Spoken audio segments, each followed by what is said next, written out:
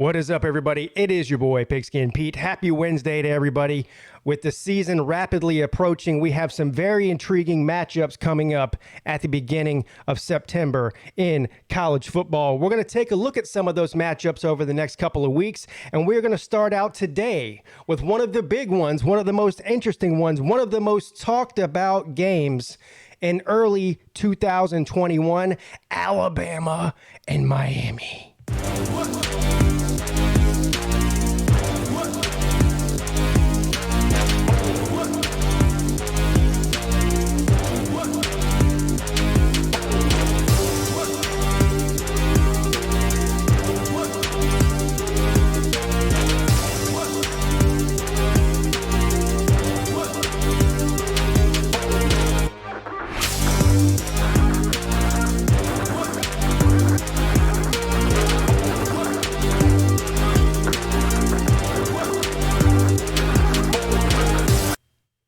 So the Alabama Crimson Tide and the Miami Hurricanes kick off on September 4th, and most people in the country aren't giving the Miami Hurricanes a snowball chance in hell to beat the Crimson Tide. Did you guys know that this is the first time that these two teams have played each other since 1993?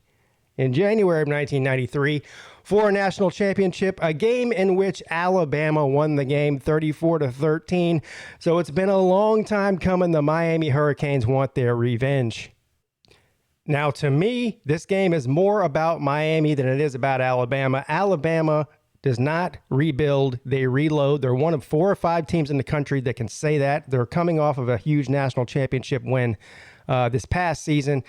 And virtually nobody who's been paying attention to college football for the past 10 or so years expects Alabama to take any significant step back. Let's take a little bit of a look at this Manny Diaz Miami Hurricanes team from last year to this year. The first thing that jumps off the page at me is that Miami is returning all but 2 starters. That's right, write it down, folks. All but 2 starters. So this is going to be an extremely experienced Manny Diaz team.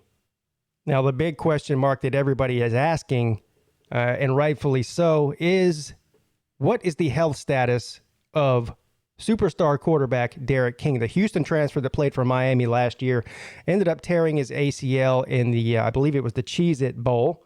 And he is reported to be on track to participate in fall camp and be ready to go on September 4th against Alabama.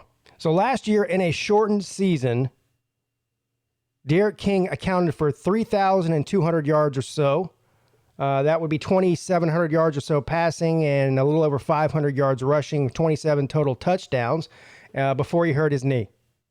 Derek King is a true dual threat quarterback. He was basically a running back last year for the team. As a matter of fact, he was one of 4 players that averaged more than 4 yards per carry on 50 or more attempts. The other 3 players on the team, not a quarterback to do that, were Cameron Harris, Donald Chaney Jr., and Jalen Nittany. Manny Diaz also utilized the transfer portal to bring in a huge weapon, Charleston Rambo from Oklahoma University. And I would say probably the biggest offensive hole to fill on this Miami football team is going to be the tight end position because, of course, their superstar Brevin Jordan is now in the NFL. Now, we know the strong suit of Miami's football team on any given year is always their defense. Now, they return a bunch of guys. Like I said at the beginning of the video, they're returning all but 2 starters on the team. But they do have to replace Jalen Phillips, Quincy Roche, and Gregory Rousseau. Those 3 guys alone were responsible for about a third of this defense's tackles. They also did use the transfer portal to fill a hole in the secondary with transfer Tyreek Stevenson. So Miami last season, they won 8 out of their first 9 games, and then they ended the season on a downslide, including an absolute ass-whooping at the hands of North Carolina. Now, in my mind, this game all comes down to the health and effectiveness of quarterback Derek King. We know Nick Saban is a killer in season openers. We know Nick Saban is a killer in neutral site season openers. And we know Nick Saban is a killer in openers against ACC teams. Now, if you're a Miami fan or maybe just an Alabama hater, one of those two things, the thing that you point at year after year after year after year is all of the players that Alabama is losing to the NFL. Well, wake up, folks. This is not their first rodeo. They do not rebuild. They reload. There's a bunch of guys that nobody knew who their name was last season. They will be superstars this season. It happens every single year. Now, having said that, here's some of the key losses, and they are big losses, especially offensively. Jalen Waddle, Heisman winner Devontae Smith, Mac Jones, Patrick Surtain, Alex Leatherwood, Najee Harris, Landon Dickerson, Christian Barmore. All these guys off to the NFL. But I think they have a very, very talented and promising young quarterback, no pun intended, Bryce Young from the state of California. Man, 3 of the best players in the country at the quarterback position. All quarterbacks from the state of California that left the state of California to come east to Alabama, Clemson, and Ohio State, respectively. Anyway, we didn't get to see a lot of Bryce Young last season. I mean, most of the time that he was in the game was in hand. He didn't have a DJ Uiagalelei situation where Mac Jones got hurt and he had to go in for a couple of big games and start. So we didn't get to see that from him. But the word around town and the word in Titletown, Alabama, is that they're really excited about this kid, and they should be. Las Vegas has this game currently at 18, depending on where you look, it's somewhere between 18 and 18.5 points. Alabama is favored in this game. I'm going to give Miami a little bit of credit here, under the assumption, again, that Derek King is going to be 100%.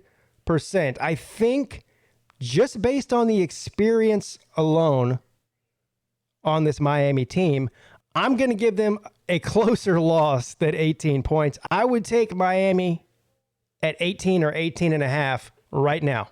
As you can see from ESPN here, they give Alabama an 81.5% chance to win this football game. And I think that that's fair. I think most everybody believes there's about an 80% chance. As a matter of fact, I think that's low. I think there's probably about a 91.5% chance that Alabama is going to win this football game. But again, this could get interesting. But never, ever, ever bet against Alabama and Nick Saban on an opening weekend. Have a great day. It's your boy, Pigskin Pete, checking out.